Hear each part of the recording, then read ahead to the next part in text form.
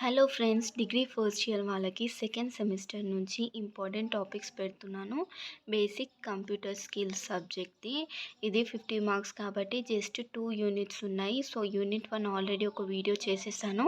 So unit 2 ఇది.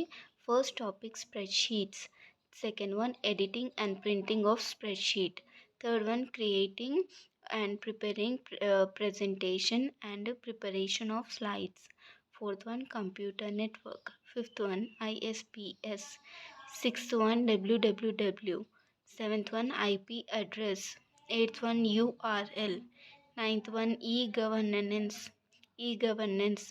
10th one email sending, receiving, accessing email, 11th one document collaboration. So ఇవి 11 important topics in unit 2. So మీకు ఇంకేమైనా doubts ఉంటే please comment చేయండి, like and share my video, subscribe my channel. Thank you.